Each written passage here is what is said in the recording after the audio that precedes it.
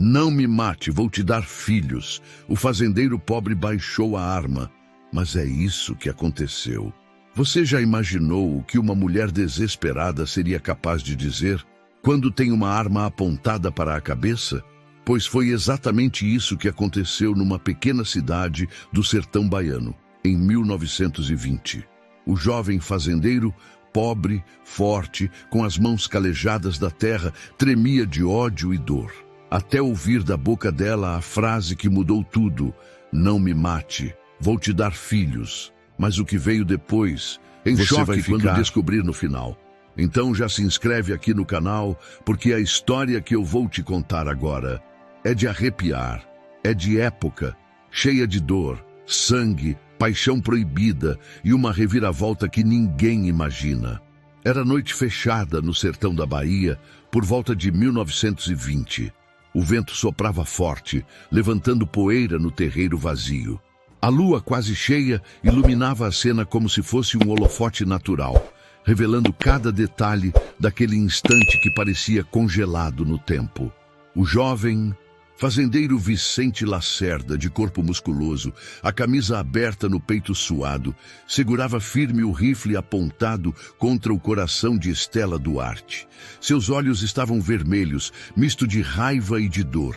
Ele gritava, com a voz rouca de tanto segurar o choro: "Você me destruiu, Estela.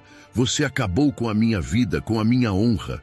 Estela, ajoelhada na terra, o vestido claro já rasgado de tanto correr, tremia dos pés à cabeça. Os olhos dela brilhavam de lágrimas, refletindo a lua. A respiração era curta, quase não saía voz. Mas num impulso de coragem, ela soltou a frase que calou o silêncio da noite: "Não me mate, vou te dar filhos." Vicente estremeceu. O rifle que antes parecia tão firme agora vacilou em suas mãos. Ele recuou um passo confuso, o peito subindo e descendo como se estivesse prestes a explodir. "O que você disse?" ele perguntou, ainda com a arma erguida. Estela chorava, mas mantinha os olhos fixos nele. "É isso mesmo. Se você me deixar viver, eu te darei filhos. Eu juro, Vicente, eu juro pela minha vida." Naquele instante, a cena parecia ter parado no ar. A tensão era tão forte que qualquer um que olhasse pensaria: ou ele puxa o gatilho agora, ou a história muda para sempre. E o que veio depois, meu amigo, minha amiga, é algo que ninguém naquela cidade jamais poderia imaginar. Naquela época, o sertão da Bahia era marcado por terra seca, coronéis poderosos e famílias que disputavam cada palmo de chão como se fosse questão de vida ou morte. Quem tinha gado mandava, quem tinha jagunço impunha respeito.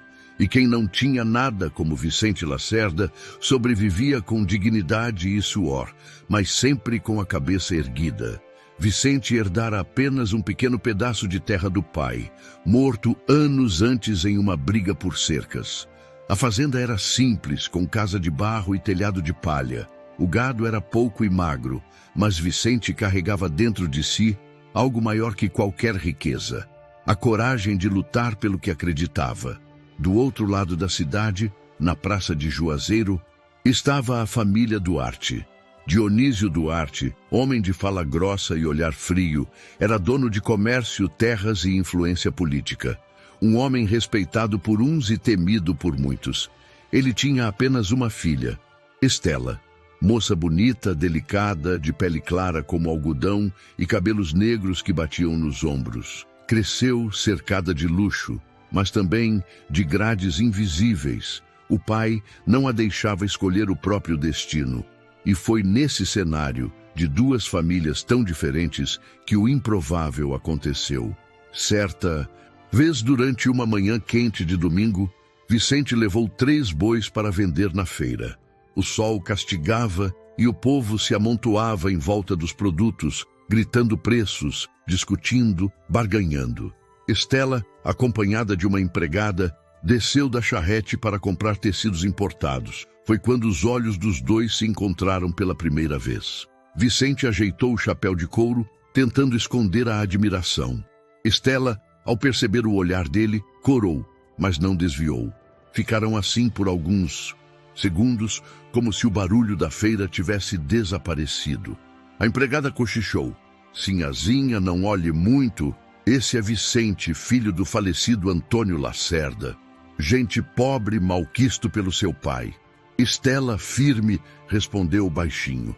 Eu sei quem ele é, mas os olhos dele não mentem. Vicente, com a voz grave, arriscou uma saudação. Bom dia, sinhazinha. Precisa de ajuda com as compras?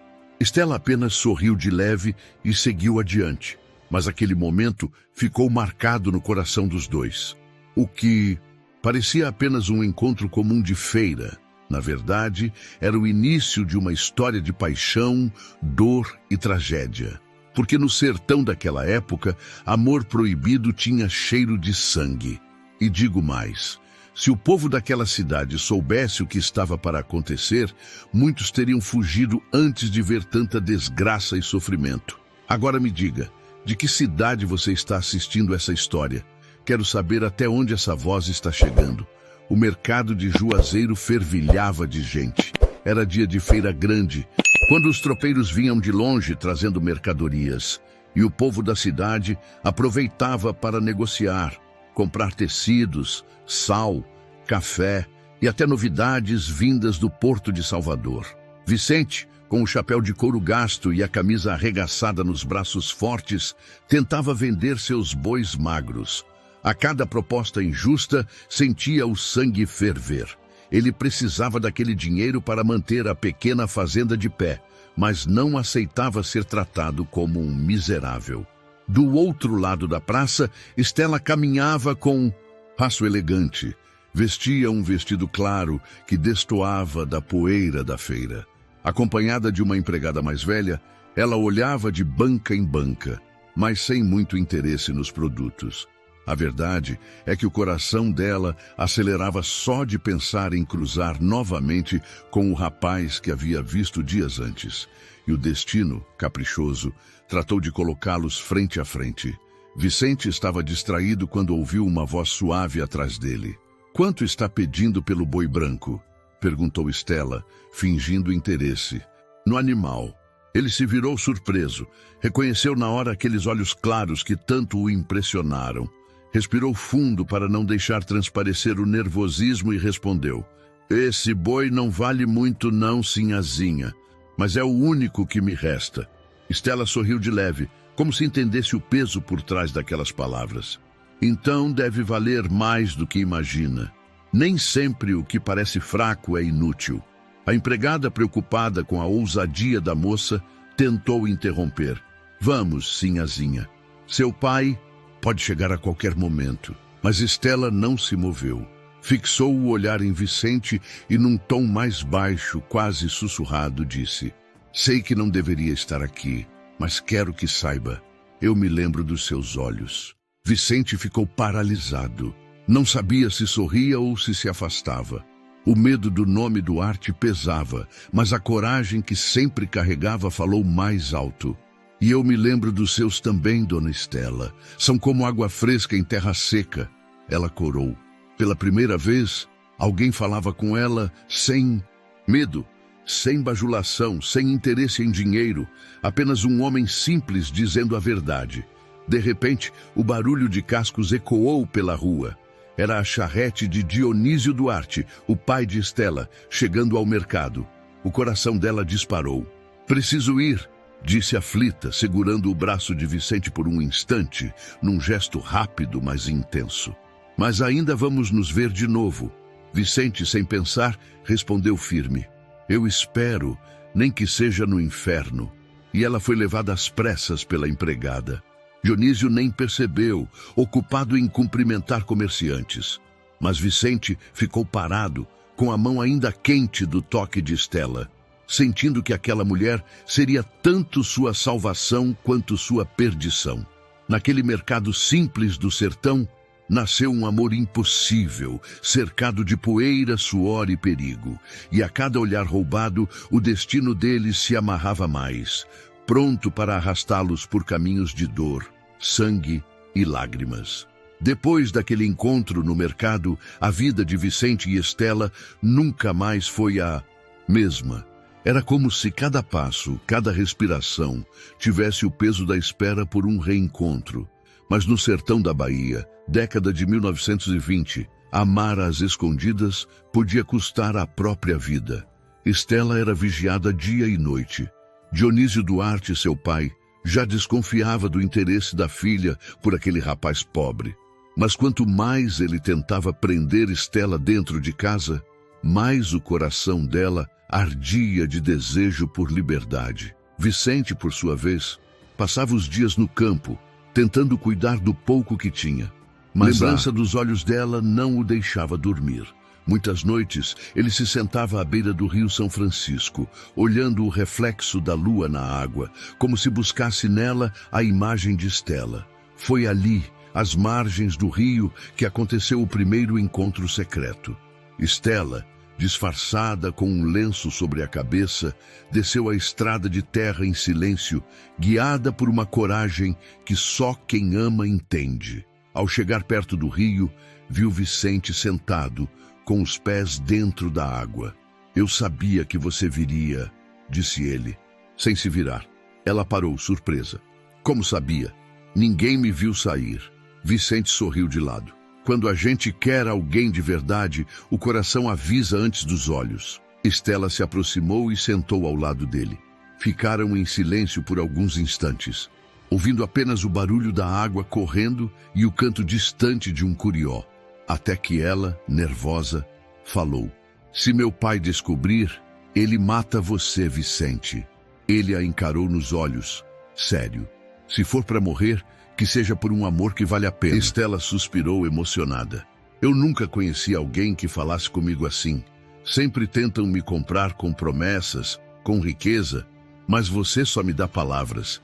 E mesmo assim é tudo o que eu preciso." Foi nesse instante que Vicente tomou coragem e segurou a mão dela. Forte, calejada, a dele contrastava com a delicadeza da dela. Não havia nada de comum entre aqueles dois mundos, e talvez por isso a chama queimasse ainda mais forte. Os encontros se repetiram. Às escondidas, sempre perto do rio, sempre longe dos olhos vigilantes da cidade. Com o tempo, já não havia mais só palavras. Havia beijos roubados, abraços apertados e juras sussurradas na beira da noite. Mas a cada encontro também crescia o risco. A notícia corria rápido no sertão e já havia quem começasse a comentar sobre o sumiço de Estela em certas noites e sobre o jeito inquieto de Vicente durante o dia. E como toda paixão proibida, não demoraria para que essa chama virasse incêndio. Por isso, se você está acompanhando até aqui, não esqueça de deixar o seu like. Isso ajuda demais a trazer mais histórias como essa para você. O sertão tem olhos e ouvidos em todo canto. Um sussurro na beira do rio, um olhar roubado na feira, uma charrete que demora demais para voltar para casa. Tudo vira comentário. E não demorou para que os rumores chegassem aos ouvidos de Dionísio Duarte. Naquela manhã abafada, Dionísio estava sentado na varanda de sua casa, tomando café forte em uma caneca de ferro, quando um dos seus homens de confiança, chamado Raimundo, se aproximou. "Seu Dionísio, me desculpe trazer notícia ruim, mas o povo anda falando que a sinhazinha Estela tem se encontrado às escondidas com o tal Vicente Lacerda." O comerciante largou a caneca com força na mesa, o líquido se espalhando. Seu rosto endureceu ainda mais. "Eu já desconfiava", murmurou, respirando fundo, antes de levantar-se bruscamente. "Aquela menina vai me pagar por essa desonra." Naquela mesma noite, Dionísio esperou. Estela acreditava que todos dormiam quando saiu pela porta dos fundos, com um lenço cobrindo os cabelos. Mas ao passar pelo quintal, a voz grossa do pai a fez congelar. "Onde pensa que vai, Estela?" Ela parou, sem conseguir responder. Dionísio caminhou em direção à filha, o olhar carregado de fúria. "Eu já sei de tudo. Sei que anda se encontrando com aquele cabra pobre, aquele resto de gente que não tem nem terra para se sustentar." Estela, mesmo com o coração acelerado, tentou manter firmeza. "Pai, eu amo Vicente. Ele é mais honesto que todos esses homens ricos que o senhor traz para dentro de casa. O tapa veio seco, estalando no rosto dela. Cale-se! Você não sabe o que diz. Vai se casar com o coronel Adalberto e ponto final. Esse namoro de beira de rio acabou hoje. Estela levou a mão ao rosto, mas seus olhos permaneceram firmes. O senhor pode me trancar, pode me ameaçar, mas não pode mudar o que sinto. Dionísio respirou fundo, como quem luta contra a própria raiva. Pois se esse tal Vicente insistir, eu mesmo mando derramar o sangue dele. Estela se desesperou. Não, não faça isso, pai. Se alguma coisa acontecer com ele, eu nunca mais vou lhe perdoar. Mas Dionísio não recuou. Chamou 2 de seus jagunços e deu a ordem. Quero aquele rapaz fora do meu caminho. Façam o que for preciso. Estela, trancada no quarto naquela noite, chorava em silêncio, rezando para que Vicente não fosse pego de surpresa.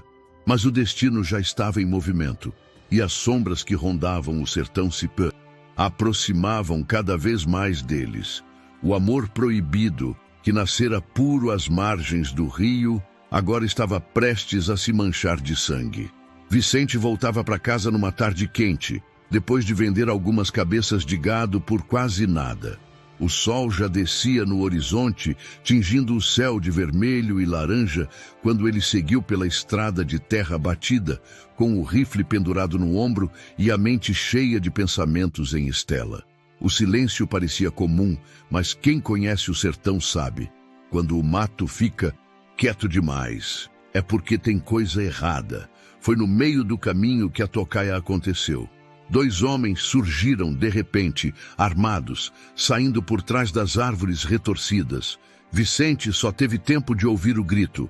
Aí, cabra safado! Aqui acaba sua vida! As balas uniram pelo ar. Vicente rolou pelo chão puxando o rifle. A poeira levantou, misturando-se ao cheiro de pólvora. Um dos homens avançou, atirando sem parar. Vicente, encurralado, disparou em resposta. O estampido ecoou forte, e o jagunço tombou de costas com um grito abafado. O outro, mais nervoso, recuou por um instante. Vicente aproveitou para se levantar, ofegante, o coração quase rasgando o peito. Quem mandou vocês? Gritou apontando o rifle. O jagunço hesitou, mas o silêncio dele dizia tudo. Vicente sabia, só podia ser ordem de Dionísio Duarte. O homem disparou mais uma vez, mas a bala passou de raspão pelo braço de Vicente. O sangue escorreu quente, mas a raiva era mais forte que a dor. Num movimento rápido, Vicente atirou de volta. O segundo jagunço caiu no chão, ainda vivo, gemendo. Vicente se aproximou, a respiração pesada. O inimigo, com os olhos arregalados de medo, tentou falar entre tosses. Era só um aviso. E então morreu. Vicente ficou parado, olhando os corpos estirados na poeira. A arma tremia em suas mãos, não pelo esforço, mas pela consciência do que havia acabado de acontecer. Ele havia matado 2 homens. Pela primeira vez na vida, sentia o peso da morte em suas costas. Levantou os olhos para o céu avermelhado e murmurou quase sem voz. Então é guerra? Quando a notícia chegou à cidade, não demorou para se espalhar.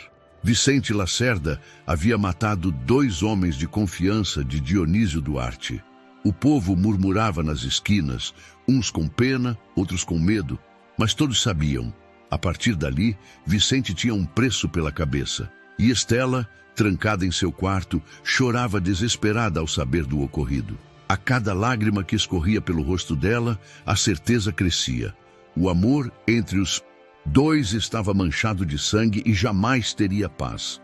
O sertão havia escolhido o caminho da tragédia. E agora me diga, para quebrar um pouco esse peso da história, você gosta de voltar no tempo e descobrir o que acontecia nessas épocas antigas? Se gostar, deixa nos comentários. Amo História da Época. Depois da morte dos 2 jagunços, Dionísio Duarte voltou para casa com o rosto fechado, como quem já havia decidido o destino da própria filha. Não havia mais espaço para conversa, nem para piedade. Na mesma noite, Estela foi surpreendida pela brutalidade do pai. Ele entrou no quarto sem bater, acompanhado de 2 empregados de confiança, e anunciou com voz firme: "A partir de hoje, você não sai mais desta casa." Estela se levantou da cama, assustada. "Pai, o que o senhor vai fazer comigo?" Dionísio não piscava. "Vai aprender a ser obediente. Vai se casar com o coronel Adalberto e pronto." A moça tentou resistir, os olhos marejados. "Eu não vou me casar com um homem que não amo. Meu coração é de Vicente. E não tem nada que o senhor faça que vá mudar isso." A resposta foi um gesto frio. Dionísio mandou os empregados trancarem as janelas com correntes e colocarem cadeado na porta do quarto. Estela, pela primeira vez, se viu prisioneira dentro da própria casa. Os dias que se seguiram foram de silêncio e lágrimas. As cortinas pesadas impediam a entrada do sol e o único contato que ela tinha com o mundo era uma bandeja de comida deixada sobre a mesa. À noite, Estela encostava o ouvido na parede e escutava os sons distantes da cidade, tentando se lembrar da liberdade que havia perdido. Mas, mesmo cativa, ela não desistiu de lutar. Com uma agulha escondida embaixo do colchão, começou a escrever pequenas cartas em pedaços de tecido que rasgava discretamente dos próprios vestidos. Eram mensagens curtas, mas cheias de amor. "Vicente, não desista de mim. Eu ainda acredito em nós. Sei que o perigo é grande, mas meu coração é seu até o fim." Essas cartas eram entregues secretamente por Zefa, uma empregada antiga da família, que tinha compaixão de Estela. Zefa, já idosa, arriscava a própria vida ao sair pelas portas do fundo para levar os recados até Vicente, que esperava escondido em uma tapera abandonada nos arredores. Numa dessas noites, Zefa entregou um pedaço de pano a Vicente. Ele abriu e leu à luz fraca da lamparina.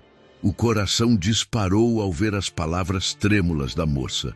Levou o tecido ao peito, como quem segura um pedaço da própria vida. Vicente, tomado pela emoção, murmurou: "Aguenta firme, Estela. Nem que eu tenha que enfrentar o inferno inteiro, eu vou te tirar das garras do teu pai." Enquanto isso, Estela, sozinha no quarto, passava as noites rezando em silêncio, com as mãos unidas e os olhos cheios de lágrimas. "Deus, não me deixe esquecer o rosto dele. Não me deixe esquecer o amor que me mantém viva." Cada dia de cativeiro era uma tortura. Cada noite sem notícias parecia eterna. Mas em cada lágrima que ela derramava, crescia também a força de um sentimento que nem grades, nem correntes, nem ameaças poderiam destruir. Era o amor que resistia, mesmo em meio à dor. A notícia da morte dos jagunços correu como fogo em palha seca. Em pouco tempo, Vicente Lacerda passou de simples fazendeiro pobre a um homem marcado para morrer. A cidade murmurava seu nome em cantos escuros, e até os meninos que brincavam na rua paravam ao ouvir os adultos comentarem: "O cabra tá jurado, não dura um mês." Vicente sabia que estava sendo caçado. A cada passo no terreiro, a cada estalo no mato, seu corpo se arrepiava. O rifle nunca mais saiu do seu ombro, nem mesmo quando ia buscar água no poço. A pequena fazenda herdada do pai, já pobre, virou alvo de vingança. Uma noite, Vicente acordou com o cheiro de fumaça. Correu para fora e viu o curral em chamas. As poucas cabeças de gado mugiam desesperadas, enquanto as labaredas engoliam o que restava de sua esperança.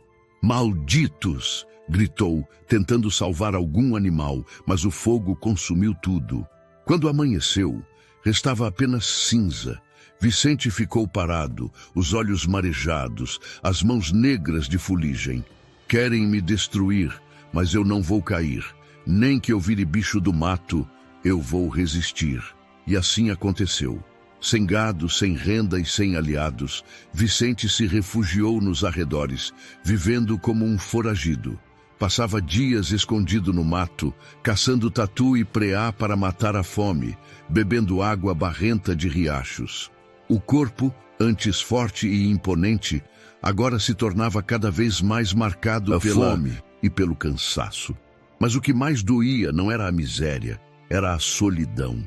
À noite, Vicente olhava para as estrelas e lembrava dos olhos de Estela, presa na casa do pai. Era como se a distância entre eles fosse maior que todo o sertão. Certa vez, conversando com Zefa, que continuava a levar notícias às escondidas, Vicente desabafou.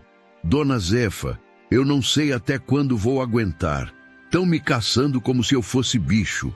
Minha fazenda virou cinza. Não tenho nada. Só tenho ela. A velha empregada segurou a mão dele com firmeza. Então lute por ela, meu filho. Homem nenhum é derrotado enquanto ainda ama. Vicente abaixou a cabeça, lágrimas escorrendo pela primeira vez em muito tempo. Por ela eu já tô morto. Só não caí ainda. E naquela noite, enquanto o vento do sertão assobiava entre as árvores secas, Vicente fez uma promessa silenciosa.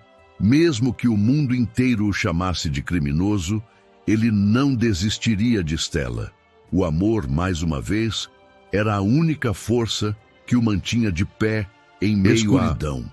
Agora me diga, você já se inscreveu no canal para não perder o restante dessa história? O cativeiro já durava semanas. Estela, cada vez mais fraca, via seus dias se resumirem a lágrimas e silêncio. Mas a chama que ardia dentro dela não havia se apagado. Pelo contrário, quanto mais o pai tentava sufocar, mais forte crescia a vontade de lutar. Numa noite sem lua, quando a escuridão cobria a cidade como um manto, Estela decidiu que não esperaria mais. Escondeu um punhal pequeno, presente, de Zefa, debaixo da saia e esperou a casa adormecer. Os passos dos empregados diminuíram, as vozes se calaram e quando o último candeeiro se apagou, ela fez sua jogada. Com mãos trêmulas, forçou a janela do quarto até quebrar uma das grades. O barulho foi abafado pelo vento. Apertou o lenço sobre a cabeça para não ser reconhecida e pulou para fora, caindo de joelhos na terra seca. O coração parecia que ia explodir. A estrada de terra estava deserta. O silêncio só era quebrado pelo canto de um grilo distante. Estela correu, os pés descalços levantando poeira. Cada passo parecia uma eternidade. Ela sabia para onde iria. A tapera abandonada, onde Vicente se escondia. Vicente, naquela noite, dormia mal. Os sonhos eram pesadelos, cheios de fogo e tiros, até que um barulho leve o despertou, um bater apressado na porta velha de madeira. Ele se levantou de súbito, rifle em punho. — Quem tá aí? — perguntou com a voz firme. — Sou eu, Vicente! — respondeu Estela quase sem ar. Ao ouvir aquela voz, o rifle caiu de suas mãos. Correu até a porta, abriu de repente e a viu, ofegante com o rosto suado e os olhos cheios de lágrimas. — Estela! Meu Deus! Você conseguiu! Ela caiu nos braços dele, soluçando. Não dava mais para ficar lá. Eu pensei que nunca mais ia te ver. Vicente a apertou contra o peito como se quisesse protegê-la do mundo inteiro. Eu prometi que ia lutar por você. E agora, juntos, ninguém vai nos separar. Os dois ficaram assim por minutos que pareceram eternos. O silêncio da tapera era quebrado apenas pelo choro emocionado de Estela. Mais tarde, deitados sobre um colchão improvisado, ela segurou as mãos calejadas dele e disse em voz baixa: — Se eu tiver que morrer, que seja ao seu lado. Vicente firme respondeu: — Não, nós não vamos morrer. Ainda temos muito para viver, mas no fundo, os dois sabiam que aquela fuga seria o início de uma nova perseguição. O sertão não perdoava traições e Dionísio Duarte jamais aceitaria a afronta. O amor deles, tão intenso e verdadeiro, agora estava marcado para ser caçado a qualquer custo. Os dias de fuga eram pesados. Vicente e Estela viviam escondidos na tapera, alimentando-se do pouco que ele conseguia caçar e do que Zefa levava às escondidas. Mas a tensão era constante. Cada estalo no mato parecia ser de jagunços. Cada sombra distante trazia o medo de uma emboscada. Numa tarde abafada, quando a chuva parecia querer cair, mas não vinha, Zefa chegou à tapera com um semblante diferente. Os olhos marejados, mas também com um brilho de segredo. Sentou-se à beira da cama improvisada e, olhando para Estela, suspirou fundo. Minha filha, tem uma coisa que você precisa saber. Estela se ajeitou, surpresa. O que é, Zefa? O que está acontecendo? A velha olhou para Vicente como se pesasse se devia ou não confiar. Mas a verdade saiu de sua boca como um desabafo guardado por décadas. O pai de vocês dois pode ter roubado o amor, mas não roubou só isso. Há anos, quando seu avô ainda vivia, Estela, ele escondeu uma fortuna, dinheiro, ouro e documentos de terra. Tudo enterrado num local que só eu sei. Estela arregalou os olhos. Como assim? Zefa prosseguiu. O seu pai, Dionísio, tomou posse de muita coisa que não era dele, mas não sabe da existência desse tesouro. Está escondido numa grota, na beira da fazenda velha dos Lacerda. Seu avô confiou em mim antes de morrer e disse: quando a hora chegar, esse segredo salvará quem for justo. Vicente, incrédulo, se levantou de repente. Quer dizer então que essa fortuna pode nos salvar? Que nós não vamos viver como bichos fugindo?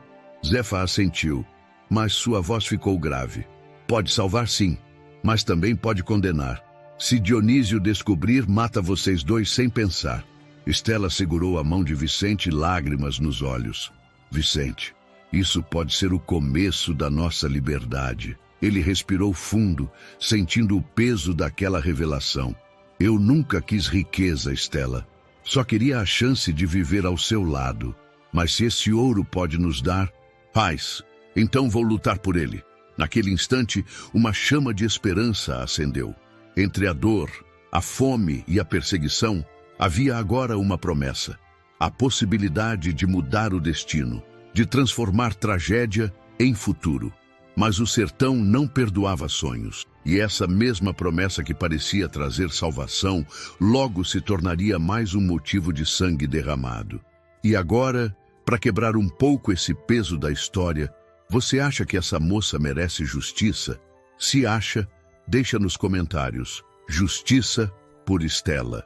Noites de Vicente e Estela ficaram cada vez mais curtas. Eles viviam escondidos, mas o cerco se fechava. Dionísio, enfurecido, espalhou recompensas para quem trouxesse o rapaz, vivo ou morto. Os olhos do povo, antes cheios de curiosidade, agora estavam atentos e gananciosos. Não demorou para que o destino cobrasse seu preço. Numa madrugada silenciosa, Vicente foi surpreendido. Enquanto dormia, homens armados invadiram a tapera. A luta foi violenta. O barulho de pancadas e gritos ecoou pelo mato. Estela tentou ajudar, mas foi contida à força.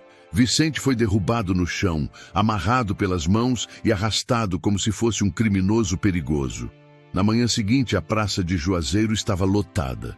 Homens, mulheres, velhos e crianças se amontoavam para assistir. O rumor corria de boca em boca. Hoje é o dia que Vicente Lacerda vai pagar pelos crimes. O rapaz foi trazido com cordas nos pulsos, o rosto machucado, mas o olhar ainda firme. Amarraram-no a um poste no centro da praça, diante de todos.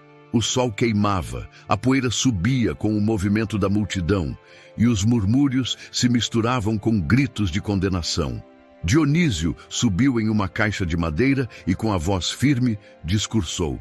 Este homem é responsável pela morte de 2 dos meus homens de confiança. É um foragido, um criminoso, um perigo para nossa cidade. A justiça deve ser feita.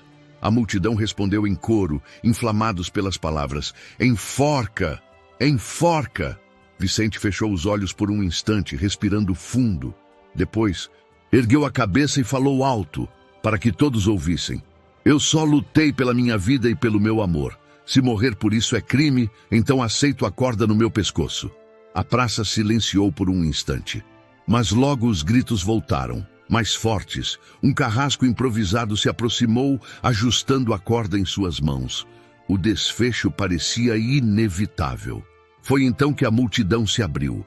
Estela surgiu, correndo, com o vestido sujo de poeira e os cabelos soltos. Sua voz rompeu o tumulto, carregada de desespero e coragem. Parem! Parem com isso! O povo se calou surpreso. Dionísio, furioso, tentou contê-la. Volte já para casa, Estela! Mas ela não obedeceu. Subiu no mesmo caixote em que o pai estava e gritou para todos ouvirem. Ele não é criminoso. Ele é o homem que eu amo. E se quiserem matar Vicente, terão que matar também o meu filho que carrego no ventre. O silêncio que caiu foi tão pesado quanto a corda que ainda balançava nas mãos do carrasco. O povo se entreolhava chocado. As mulheres murmuravam, os homens abaixavam a cabeça. A revelação era como um trovão em céu limpo. Dionísio ficou paralisado, o rosto vermelho de raiva e vergonha. Vicente, ainda amarrado, deixou escapar lágrimas discretas ao ouvir aquelas palavras. Era a primeira vez que Estela anunciava a gravidez diante de todos, transformando o amor proibido em escândalo público. O julgamento popular, que parecia decidido, agora estava dividido entre o ódio, a vergonha e a compaixão. O destino dos dois mudaria a partir daquele instante. Eu lembro como se fosse agora. Depois que Estela gritou na praça que carregava o filho de Vicente, o silêncio pesou tanto que dava para ouvir a respiração do povo. Dionísio, vermelho de raiva, tentou tomar a palavra, mas a cidade já não era só dele. A vergonha e a curiosidade misturadas fizeram a multidão vacilar. Baixa essa cabeça, menina, rosnou Dionísio. Aqui quem manda sou eu. O Senhor manda na sua casa, não no meu coração, respondeu Estela firme, com a voz embargada. Vicente, amarrado ao poste, olhava para ela como quem olha a última luz do mundo. Estela, você me salvou, murmurou, os olhos úmidos. Foi quando o primeiro tiro cortou o ar. Ninguém entendeu de onde veio. Só se ouviu o estouro e, em seguida, o grito de um homem. O carrasco largou a corda e correu. Outro tiro, depois mais 2. Em segundos, a praça virou um redemoinho de medo. Protejam o coronel! Gritou um jagunço, puxando Dionísio para trás da carroça. Quem está atirando? Alguém berrou no meio da poeira. Eu vi, com estes olhos, era o bando do coronel Adalberto chegando pelo beco lateral, montados e armados. Vinham restaurar a honra de Dionísio e, de quebra, levar Estela à força. Só que quando o homem armado demais entra em praça cheia, tudo vira confusão. Gente correndo, mãe agarrando o menino, velho se escondendo atrás de pilastras. No meio do pânico, uma figura pequena e valente avançou pelo lado do poste.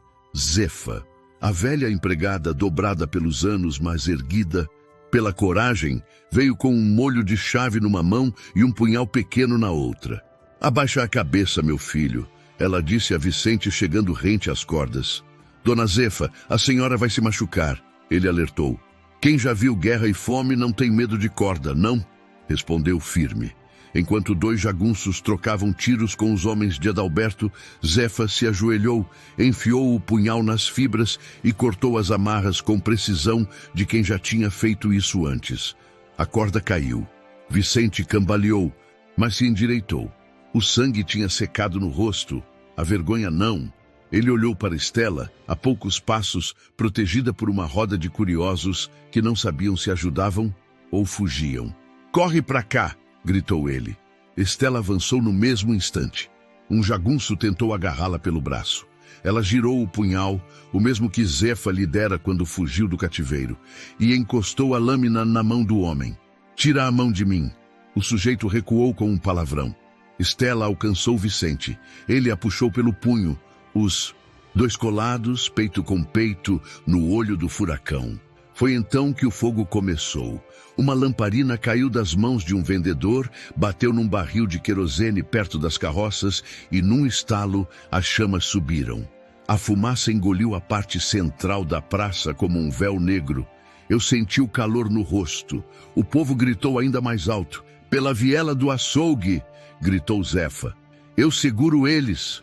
Não, Zefa. Estela chorou.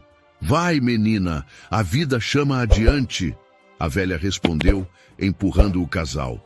Vicente, Passou o braço pela cintura de Stella e puxou-a entre as caixas, desviando de brasas, tropeçando em baldes. Um jagunço apareceu na frente deles, escopeta em punho. Vicente não hesitou. Golpeou a arma para cima, a bala subiu e estourou as telhas. Ele deu uma ombrada no sujeito e abriu caminho.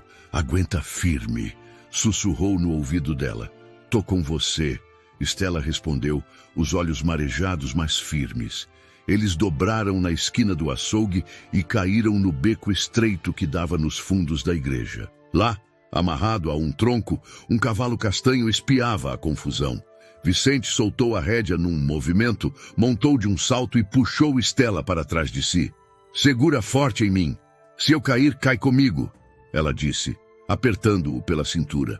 O cavalo disparou. Atrás, os tiros continuavam, misturados ao crepitar do fogo e aos gritos. Pela rua de pedras, o cascalho voou. Vicente conduziu o animal por uma trilha que só gente do lugar conhecia, margeando o cemitério, cortando por trás do engenho, desativado e alcançando o caminho das serras. Quando a poeira assentou nos olhos da cidade, o casal já era só um vulto na distância. A noite, enfim, desabou por completo, e com ela veio o vento do alto, aquele vento que traz notícia de mudança. No topo da ladeira, Vicente desacelerou o cavalo. Os dois respiravam como quem volta à vida depois de um afogamento. Ele virou o rosto, encostou a testa na dela. Você me tirou da morte 2 vezes hoje. E você me tirou da prisão. Estamos quites. Stella sorriu, cansada. Vicente olhou o corte da serra, escuro e profundo. Daqui seguimos pela vereda da Grota do Umbuzeiro. É lá que começa a estrada que pode nos salvar. A estrada da verdade. Stella completou, lembrando-se do segredo que Zefa revelara. A estrada do que é nosso por direito. Lá embaixo, a cidade ardia em brasas e ódio. Lá em cima, 2 corações ardiam em fé. O sertão ainda queria sangue, mas naquela noite o amor tinha ganho uma passagem. E eu digo a vocês, foi por um fio, mas foi. Se vocês amam histórias emocionantes como essa, deixem nos comentários. Amo histórias da época. Vicente conduziu o cavalo noite adentro sem olhar para trás. O vento frio da serra cortava o rosto e o corpo de Stella, colado ao dele, tremia não só de cansaço, mas de medo. Depois de horas cavalgando, eles chegaram a uma fazenda abandonada, encravada nas pedras das montanhas.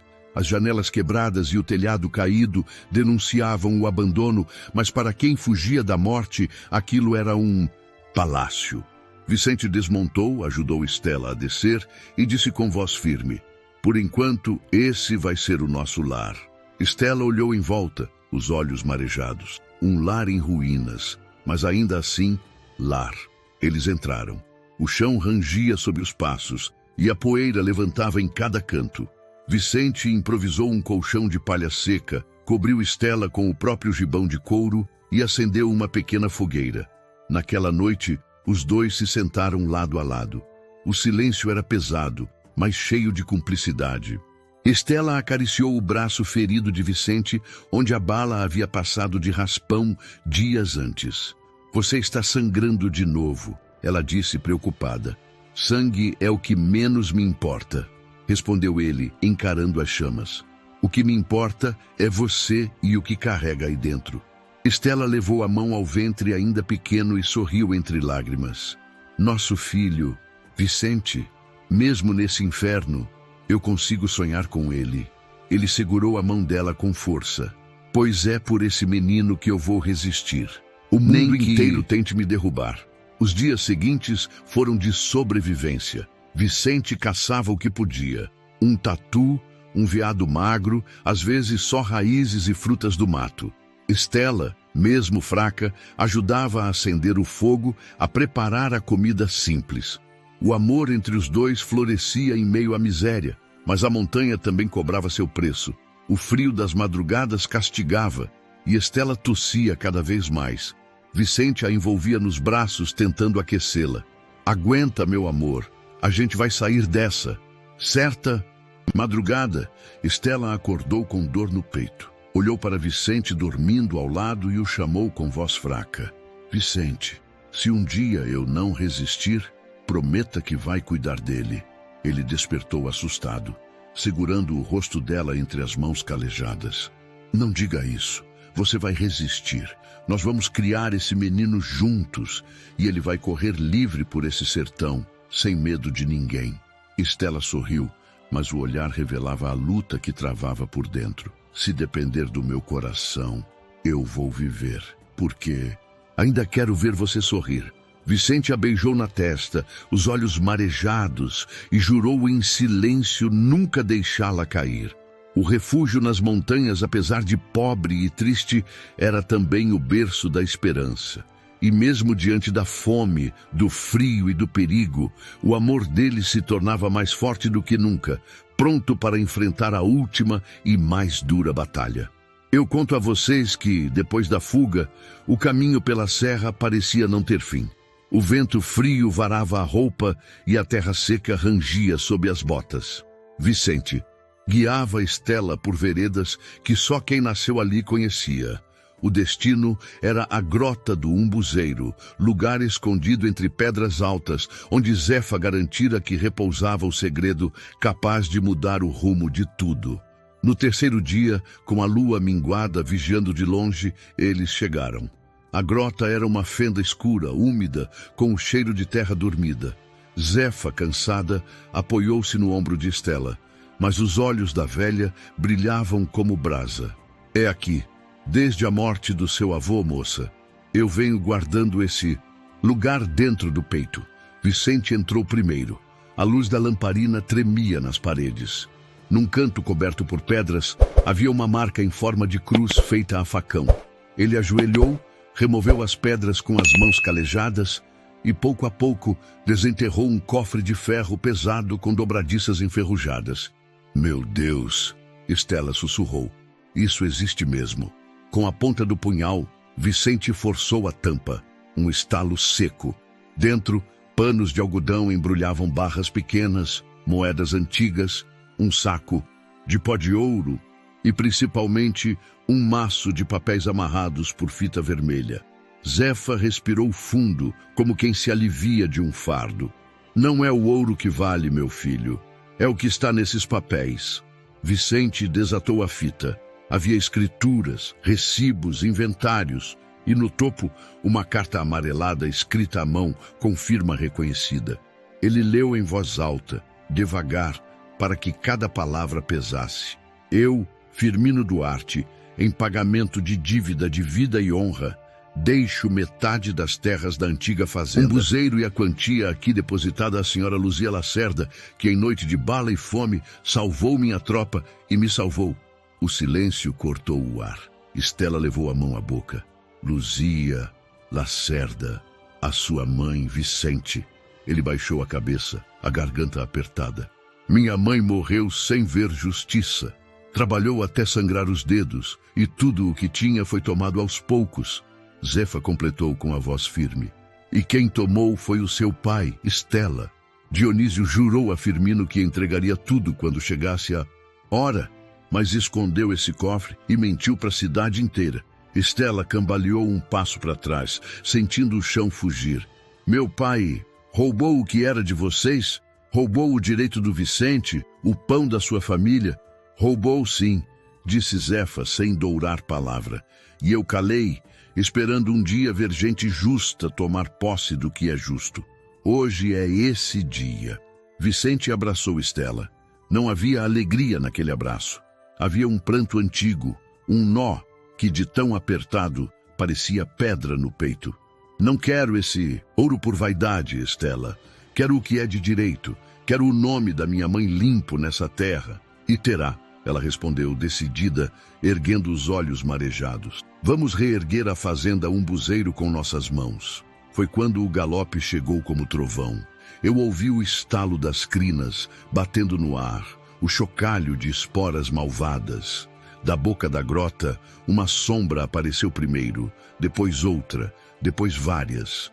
Quem veio à frente foi Severino Araújo, o vaqueiro antigo da casa de Dionísio, o mesmo que, lá atrás, tinha soprado a Estela que havia uma fortuna escondida.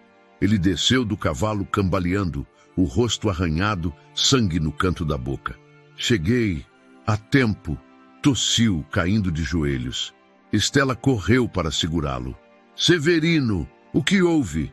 A cidade virou pólvora, ele arfou.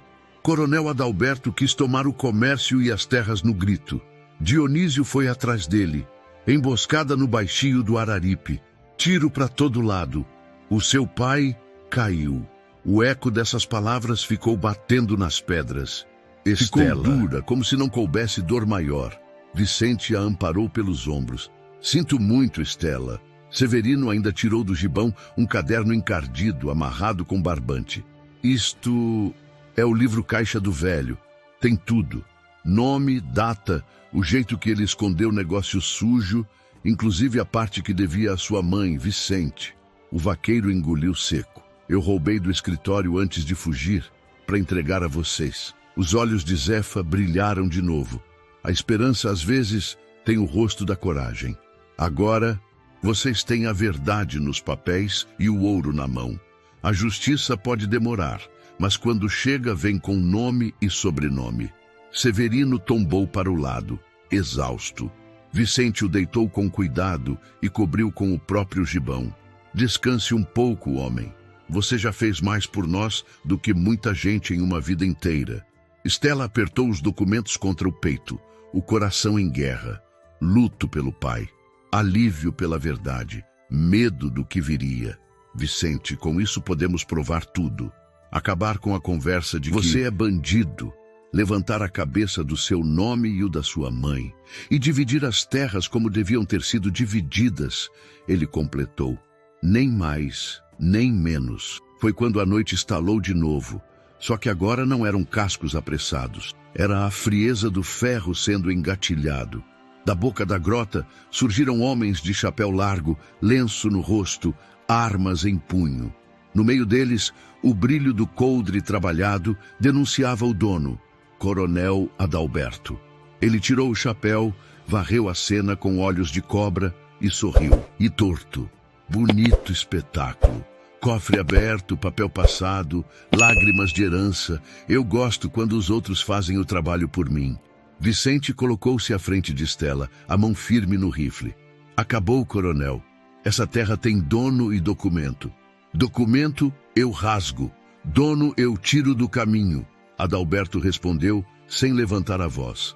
Fez um sinal leve com a cabeça e as armas de seus homens tilintaram.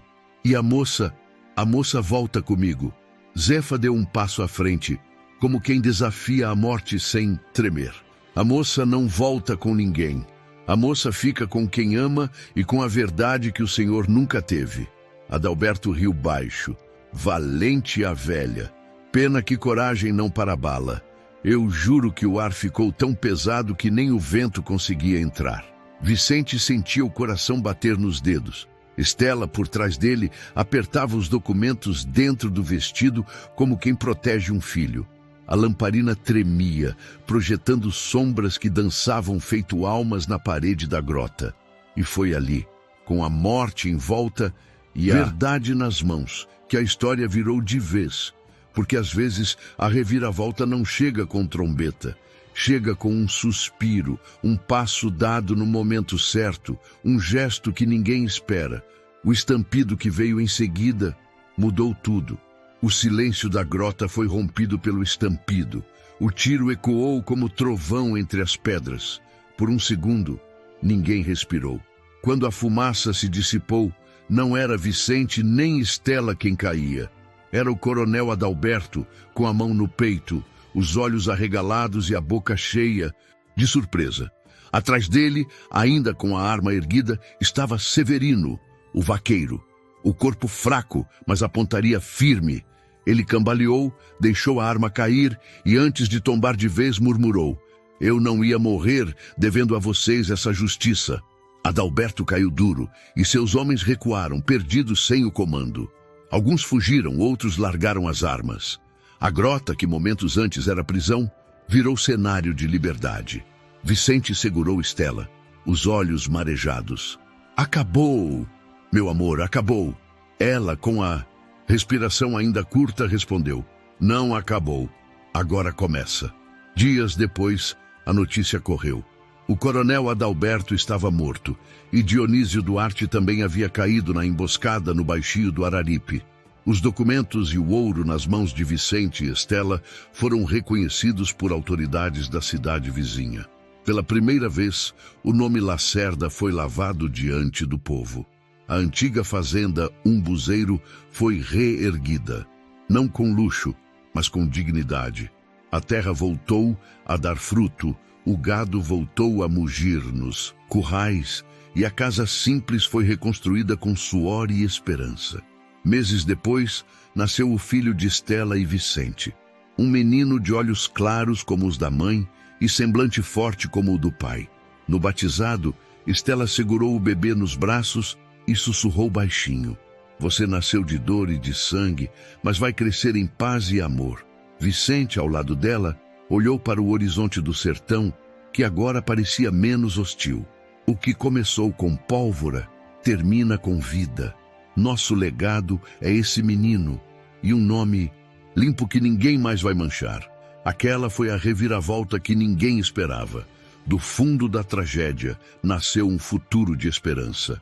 O amor proibido, tão perseguido, floresceu entre ruínas e se transformou em força para reconstruir uma vida inteira. E assim termina a história de Vicente e Estela, uma história de sofrimento, de lágrimas, mas também de resistência e de vitória. Agora, eu quero ouvir de você. O que achou desse desfecho? Deixe sua opinião nos comentários, porque ela é muito importante. Se gostou dessa narrativa emocionante, já deixa o like, se inscreva no canal e compartilhe esse vídeo com quem também gosta de histórias da época. E não esquece, clica na próxima história que já está aqui no canal. Nos vemos lá.